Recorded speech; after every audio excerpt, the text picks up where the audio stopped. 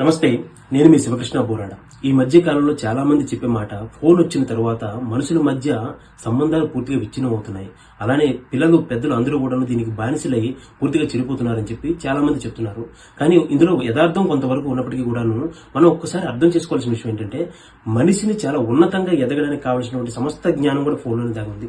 మనం ఇంటి దగ్గర కూర్చుని ఈ టెక్నాలజీని ఉపయోగించుకోగలిగితే, సరిగ్గా సద్వినియోగం చేసుకోగలిగితే, మనం విద్యాపరంగా కావచ్చు, జ్ఞానం పరంగా కావచ్చు, అలానే ఆధ్యాత్మికంగా కావచ్చు, అలానే శారీరకంగా మానసికంగా దృఢంగా ఉండడం కోసం కావచ్చు, ఇలా ప్రతి అంశం కూడా మనం ఫోన్ ద్వారా నేర్చుకోగలుగుతున్నాం. ఇది మనం పిల్లలకి తెలియజేసి, మనం చిన్నప్పుడు వారికి దీని యొక్క వినియోగాన్ని కనుక తెలియజేసి మనం వారికి ఫోన్ ఇస్తే ఖచ్చితంగా వారి జీవితాలు బాగుపడతాయి, చాలా గొప్ప స్థాయికి వారు వెళ్ళొచ్చు. కానీ మనం అది తెలియజేయకుండా మన అవసరం కోసమో లేకపోతే మనం ఏదో ఒక పని ఉందని చెప్పి పిల్లలు మనల్ని డిస్టర్బ్ చేస్తున్నారని చెప్పి వాళ్ళ చేతిలో కనుక ఫోన్ పెట్టేస్తే, దాని విలువ చెప్పకుండా ఫోన్ పెట్టేస్తే ఖచ్చితంగా మన మనసు పెద్దవాళ్ళనే పిల్లలైనా సరే ముందు చెడుకి ఎక్కువగా ఆకర్షితం అవుతుంది. కాబట్టి ఖచ్చితంగా చెడునే చూస్తుంది. చెడుని చూసిన తర్వాత అది పూర్తిగా పతనం అయిన తర్వాత మనం తిరిగి మళ్ళీ వాడిని సంస్కరించాలంటే చాలా కష్టపడాల్సి వస్తుంది.